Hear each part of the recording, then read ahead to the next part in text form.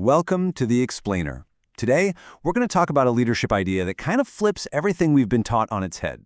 It's all about the work you can't actually see. I mean, think about it for a second. Our whole professional world, right? It's all built on what's visible.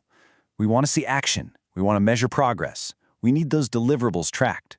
If you can't stick it on a dashboard or cram it into a slide deck, did the work even happen? And that's the big question we're digging into. What if the most important work, the very foundation of a team's strength, is being built in those quiet moments that never ever show up in a status report? Okay, so first, let's just lay out the problem.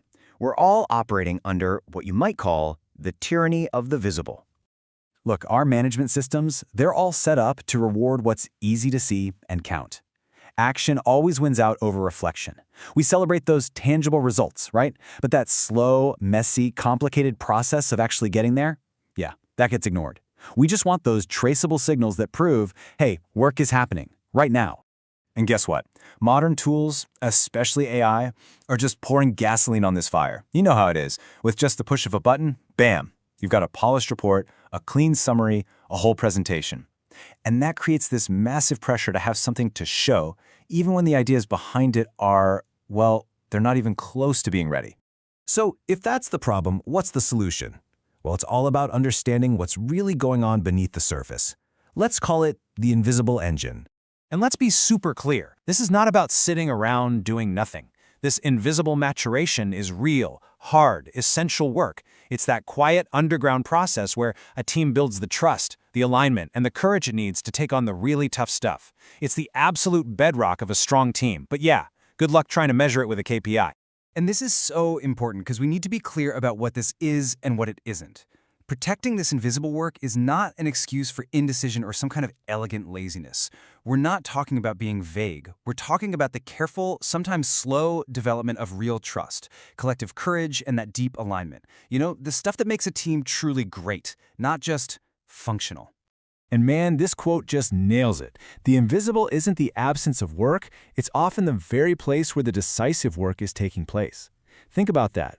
Those quiet moments, the hallway conversations, the shared, I'm not sure about this. That's not wasted time. That's where the magic is happening. Okay, so if this invisible stuff is so darn important, how in the world do you lead it? Well, it requires a pretty big shift in how we think about leadership.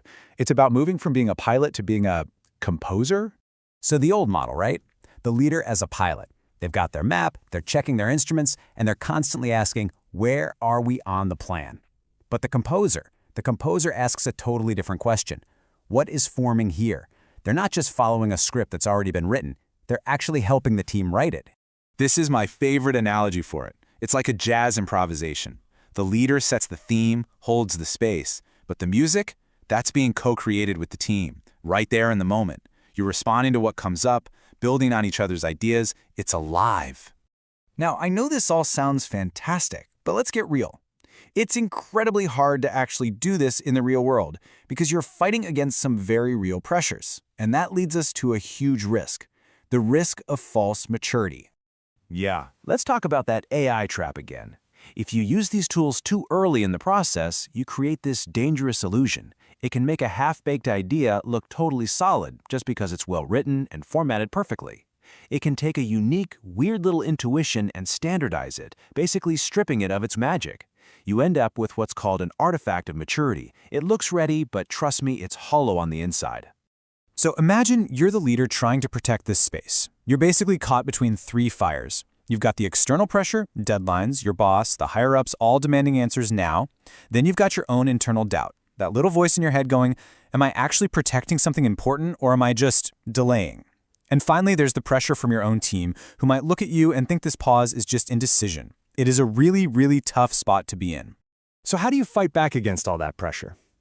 Well, it all boils down to one final, absolutely critical thing: having the courage to protect what's invisible.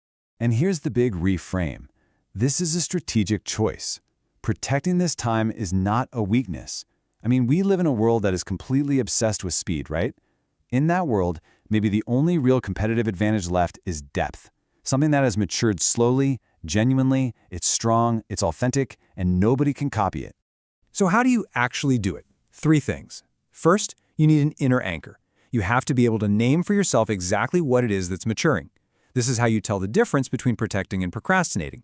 Second, you need a shared language. You have to bring your team in on this, make it a transparent, shared effort. And third, when the pressure comes from above, you don't just say we're not ready. No, you negotiate the deadline, not the decision.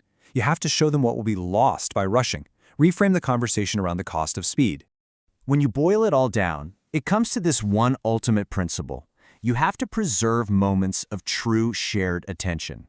That's what creates what the source calls porosity, that open space where ideas can actually breathe, where trust can build, where the real maturation happens. It's about making time a place where things can grow, not just a series of boxes to be checked. And that leaves us with one final thought to chew on. The world is always going to demand more speed. It's always going to demand more visible proof of work.